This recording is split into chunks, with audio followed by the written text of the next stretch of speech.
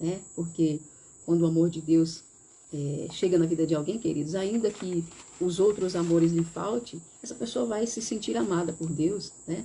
E esse amor de Deus vai ser suficiente. Eu entendo que, por mais que a gente lendo a Santa Palavra, nós conseguimos enxergar claramente que Davi era meio que desprezado, né, pelos seus irmãos, mas é irrefutável o amor de Deus na vida de Davi. Então, vamos deixar as dificuldades de família de lado e vamos falar do amor de Deus sobre a vida de Davi.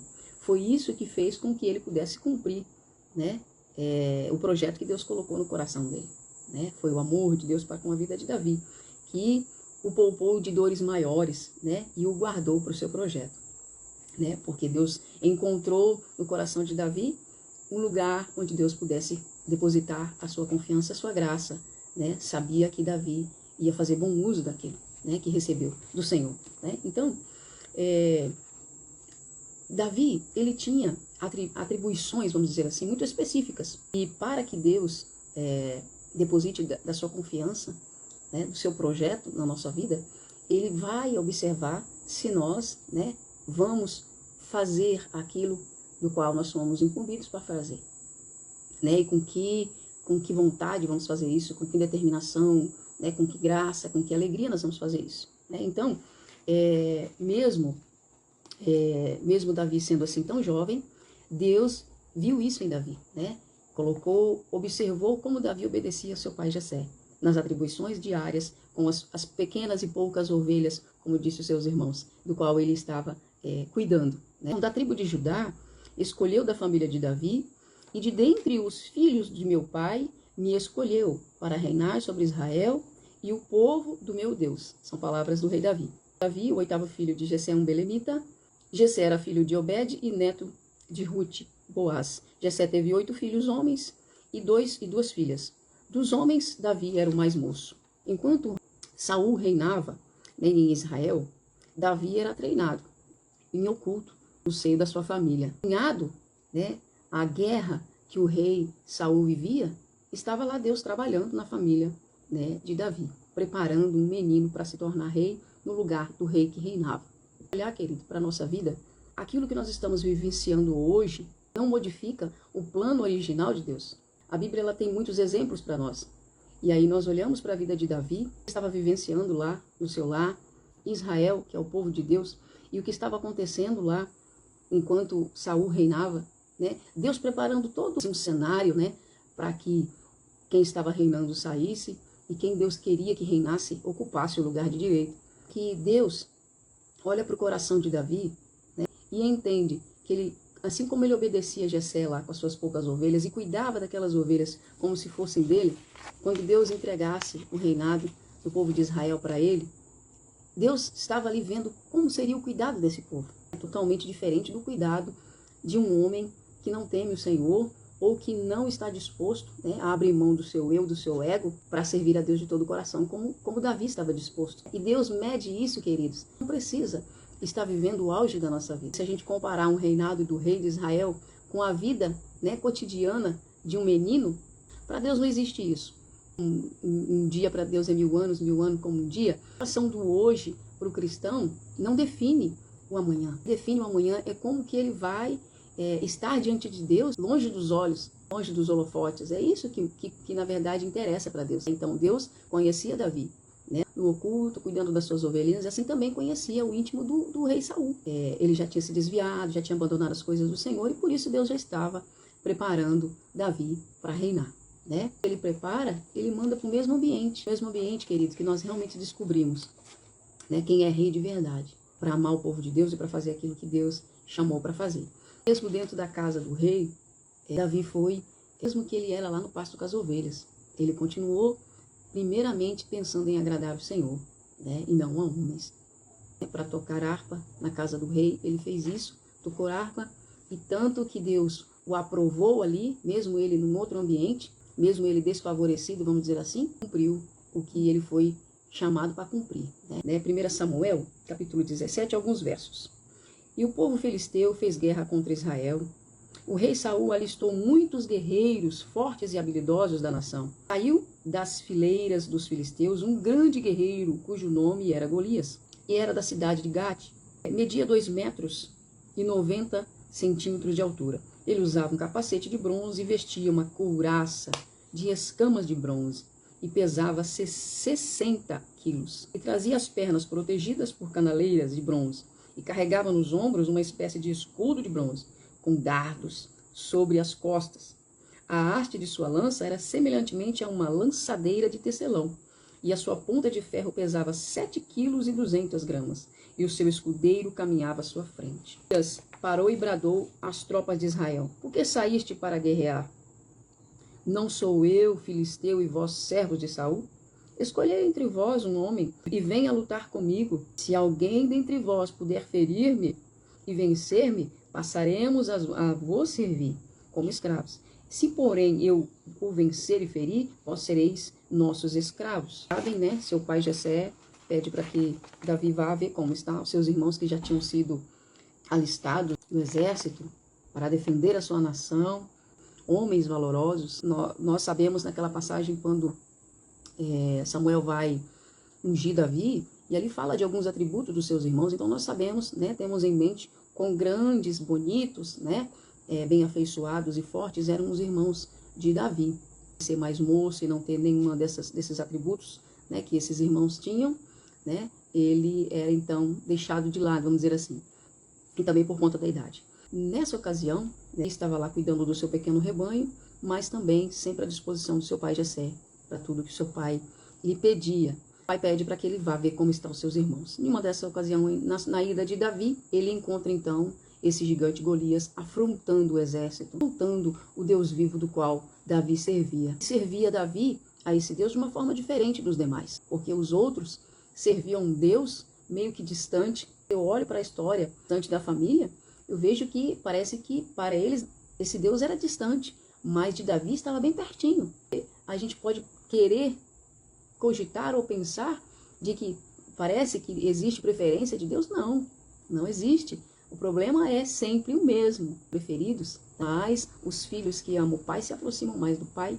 Então Davi era aquele que tinha a alegria de estar com Deus, a sós com Deus. E tinha Deus, né, ali no seu dia a dia. Estava o dia todo com Deus. Ele estava cuidando de uma ovelha que machucou a patinha, ele estava conversando com Deus.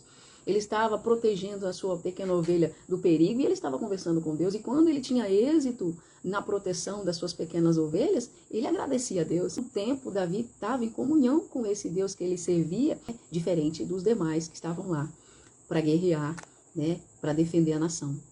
Quantas coisas, querido, perdido, guerras, né, porque nós não temos a aproximação necessária com o Deus que nós dizemos servir, dizemos amar, né, que nós dizemos obedecer, falta, né, de relacionamento, né? Quantas coisas nós perdemos na nossa vida por falta de relacionamento? Primeiramente com Deus, também, né, com as pessoas. A falta de relacionamento faz com que as pessoas se distanciem, que a liberdade seja perdida, que a intimidade seja rasgada. Tudo isso, a falta de relacionamento, a falta de comunicação, né, a falta de desejar estar perto, querer estar perto, de dialogar todos os dias, nossa vida espiritual. Então, Davi, diferente de seus irmãos e de todo o exército, ele conhecia Deus de perto. Ele falava com Deus todos os dias, em todo momento. Tudo que acontecia na vida de Davi com aquelas ovelhas, Deus estava ciente. Não por ele ser onipotente, onisciente como ele é, mas porque Davi fazia questão de compartilhar. Essa é a diferença. Quando a gente faz questão de compartilhar, né, daquilo que a gente sente, daquilo que a gente deseja, daquilo que a gente anseia, do que tememos, do que queremos, quando a gente compartilha isso com Deus, né? Então a gente decide colocar Deus participando da nossa vida. Davi, diferente dos seus irmãos, ele queria que Deus participasse de tudo, ele trazia Deus para participar do seu dia a dia, do seu cotidiano. Vamos continuar lendo, capítulo 17, aqui, no qual nós começamos a falar, que Golias então estava afrontando o exército de Israel, principalmente afrontando o Deus vivo do qual Davi servia, consciência, mas mais do que consciência, ele tinha amor.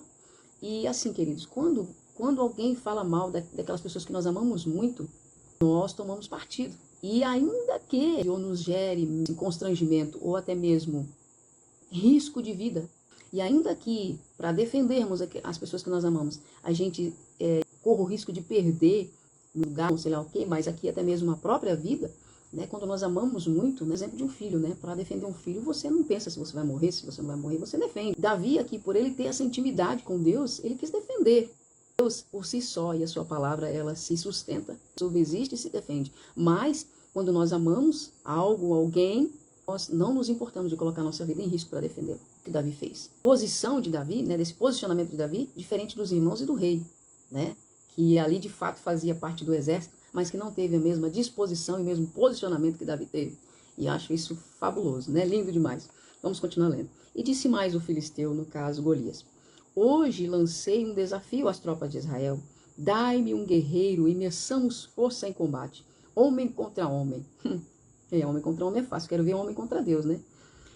Quando Saul e todo Israel ouviram tal proposta do filisteu, encheram-se de espanto e de temor. Então, foi isso que tomou conta do exército preparado, homens valorosos, né? Homens de guerra. Golias os afrontou, foi temor e espanto que tomou conta desses homens, desses guerreiros.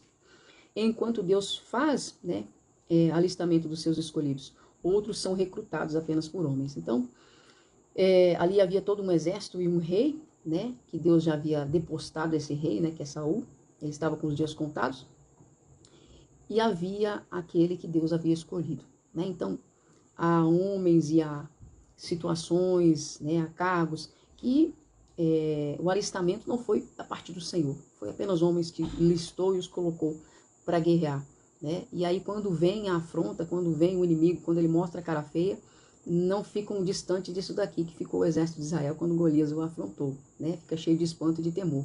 Mas quando este é escolhido por Deus, né, o que o toma é temor a Deus, né, e força e coragem, né, e o faz, em vez de recuar, avançar, né? E foi isso que Davi fez. Então, Deus procura, né, não duvide da sua chamada. Quem te chamou se responsabiliza. Eu coloquei aqui algumas coisas, né, quando eu estava estudando, e deixei, né. A diferença, então, né, do posicionamento de Davi e desse exército foi que fez com que mostrasse para o exército, né, desde aquele momento ali, que Davi era um escolhido, né? Davi ainda tão moço, ele teve a disposição de espírito, a disposição de servir a Deus e de lutar por aquilo, né, por seus princípios e por sua fé e por seu amor e temor a Deus, o Deus vivo que ele servia e conhecia, não somente servia. Tem gente que apenas serve, mas não conhece. É necessário servir e conhecer. E provou que ele conhecia esse Deus, né? E ele se dispôs e se posicionou de uma forma diferente de todo o exército. Tá? Continue se municiando da palavra de Deus, que o Senhor te dará vitória nessa guerra. Então, a diferença de Davi e de todo esse exército. Em tanto Saul, né, o exército buscava satisfazer ali a vontade do rei Saul, né, de alcançar o objetivo deles. Então, o foco deles era alcançar uma meta que agradasse o rei Saul. De muitos, ele precisa de apenas um, querido. Talvez esse um é você na sua casa. Não desista, não. E de fato, eles eram um bom exército. E o problema está nisso, né? Se a sua meta, o seu alvo, ficar aqui no plano natural, relacionado a esse plano natural, vai te desestabilizar e você vai perder o foco, vai perder a guerra. Também errado porque Saul, ele lutava pelos seus próprios interesses e não pelo interesse de Deus. E Davi não. Davi lutava que ele queria defender a Deus, não eram os seus próprios interesses. Guerreiro do exército de Saul ele era. Então, você não precisa ser recrutado para um exército humano, vamos dizer assim, se você entende que você foi recrutado pelo Deus Todo-Poderoso, Deus de Israel, e que você agradar a Deus está em primeiro lugar do que agradar aos homens, fazer a vontade de Deus acima da vontade dos homens. Os covardes na guerra irão tremer de medo, como fizeram aqui todo o exército, inclusive o rei. Quando Saul e todo o exército ouviram tal proposta do filisteu, encheram-se de espanto e temor. Ouvi Golias afrontá-los, e lancei um desafio às tropas de Israel. Dai-me um guerreiro e meçamos força em combate, homem contra homem. Quando Saul e todo o exército ouviram tal proposta, encheram-se de espanto e de temor.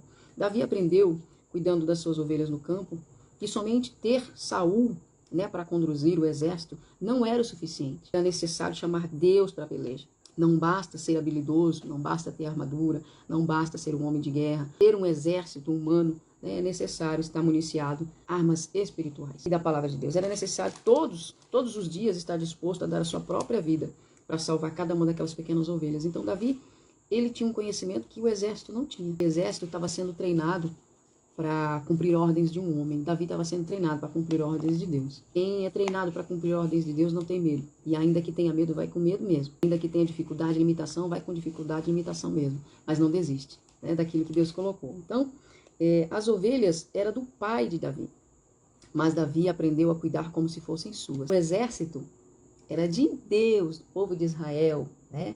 O povo de Israel era de Deus. O exército era de Deus. O rei era de Deus, mas o rei Saul entendeu que tudo isso era dele e não cuidou como se fosse de Deus. Não guardou como se fosse de Deus. Não temeu como se tudo aquilo que estava ao seu cuidado fosse de Deus. Desprezou isso. Achou que tudo ali que acontecia com o exército era para ele, para sua glória própria. Mas não. Era para a glória de Deus e por isso ele foi tirado, né, do reino. Ele não entendeu que Deus o levantou para servir a Deus, que temor a Deus. Prepararam um exército para louvar e engrandecer o nome de Deus, não o nome de um homem. Davi entendeu isso da forma correta. Por isso Deus o exaltou, tirou Saul e colocou Davi. Pois no final, quem conheceu as necessidades, as debilidades, de cada uma daquelas ovelhinhas, bem de perto, foi Davi. Jessé entregou aquelas ovelhas ao cuidado do seu filho, né? Mas quem estava observando o trabalho, né, de Davi era Deus. Por mais que Jessé falasse assim, deixa lá Davi cuidar do jeito que ele quiser. Ok, Davi cuidou como se fossem suas. Querido, quando você faz um trabalho como se fosse seu, é diferente. É diferente quando você faz de qualquer jeito, diferente. Então, Deus via essa diferença no cotidiano, no dia a dia, do cuidado e do zelo de Davi para com cada uma daquelas ovelhinhas. Todos os dias, Davi esteve disposto a dar sua própria vida para manter e trazer a salvo cada ovelha do seu pai Jessé. Exatamente como fez Jesus. Não bastava ele dizer para o pai que ia apacentar e no final do dia trazer o rebanho faltando, umas 2, 3, umas 5. Era necessário que trouxesse todas ao lugar de proteção, que é a casa do seu pai, onde elas estivessem abrigadas, protegidas do perigo que há lá fora. Rodeavam elas diariamente, a gente sabe, né, que Davi teve que protegê-las de leões, de ursos, de caírem em buracos, de se quebrarem, de ficarem para trás, de se perderem. E Davi saía de manhãzinha, no romper da manhã, e voltava de tardezinha, no cair da tarde. E quantas coisas, queridos, ele passava com essas ovelhas. Quantas coisas ele passava com essas ovelhas, lutando para protegê-las de urso, de leões, muitas vezes carregando elas nas costas, nos ombros, muitas vezes traziam algumas feridas, machucadas, e mesmo assim, eu tenho certeza, que traziam todas para o lugar de proteção, que é a casa do Pai. Muitas vezes nós precisamos trazer a nossa mente para a palavra de novo, para a gente ter paz. Muitas vezes nós precisamos trazer todas as nossas dores para os pés do Senhor, para a gente ter paz. Muitas vezes nós precisamos trazer tudo aquilo que nós aprendemos com Deus e colocar nos pés do Senhor e falar, Jesus, é isso aqui, e não me deixe me perder disso, não me deixe me distanciar, porque é isso aqui que tem me dado vida. O cuidado e a casa, o lugar de proteção, para nós que conhecemos a Cristo, é a sua palavra. É na sua palavra que nós vamos nos fortalecer, encontrar força, encontrar vigor, ânimo, para no outro dia a gente levantar de novo cedo e fazer tudo o que nós temos que fazer. Ele era observado diariamente por Deus. E todos os dias, no início da manhã, no fim da tarde, ele fazia tudo o que ele tinha que fazer. E Deus estava ali observando. E fazia como se fosse para si mesmo, como se cuidasse para si, como amando para si aquilo que Deus lhe entregou. Quando nós cuidamos de qualquer forma aquilo que Deus nos entregou, queridos, nós perdemos o olhar de Deus, sabe? A oportunidade de reinar, a oportunidade de viver o projeto completo. Não é isso? Davi não perdeu, porque todos os dias ele fazia o que tinha que fazer. Agradava o Senhor nos mínimos detalhes, cuidando daquelas ovelhas, como se fossem suas.